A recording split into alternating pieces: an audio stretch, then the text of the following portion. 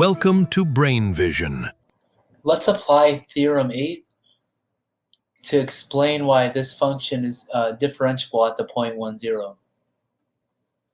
So there, let's go to Theorem 8. So first, we should look at the partial derivatives.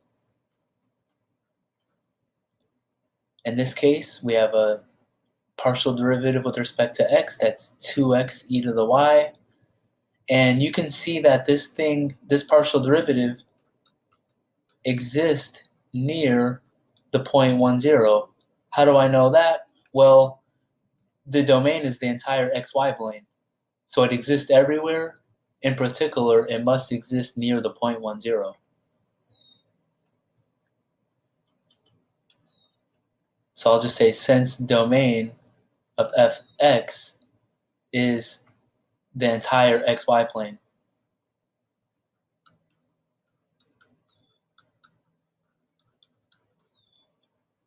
And similarly, we see that this function fx is continuous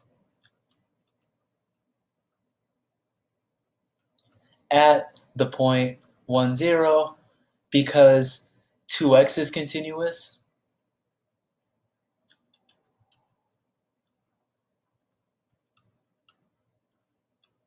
And when you multiply this 2x and ey, they're both continuous. And when you multiply two continuous functions, the result is also continuous. And we'll do the same thing for fy.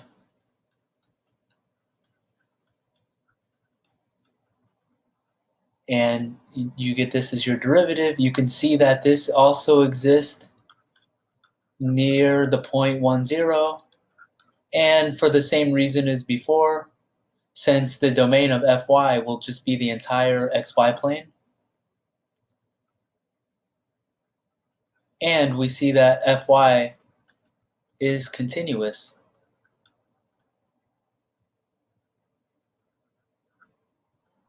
Got a little sloppy there, sorry about that.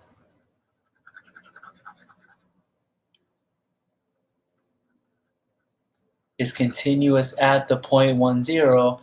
And the reason here is because x squared and ey are both continuous.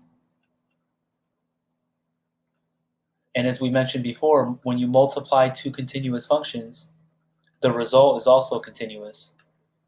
So putting these two facts together and using Theorem 8, we conclude that f is differentiable. So this is a therefore. F is differentiable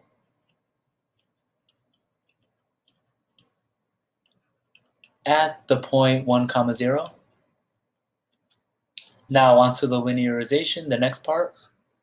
So the formula for that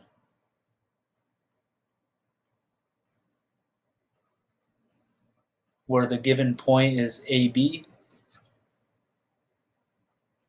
in general AB.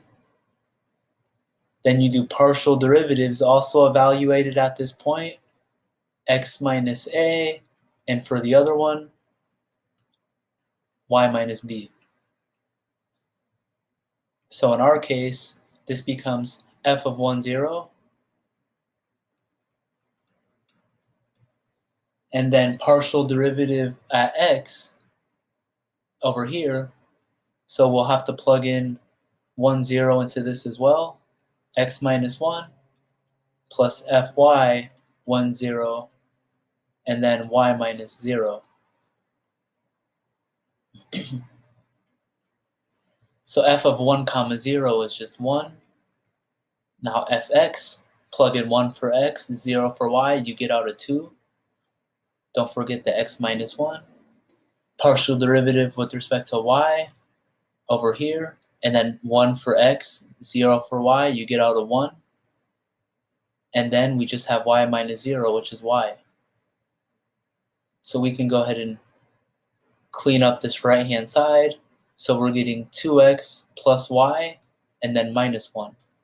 So this will be the linearization, and that's our final answer.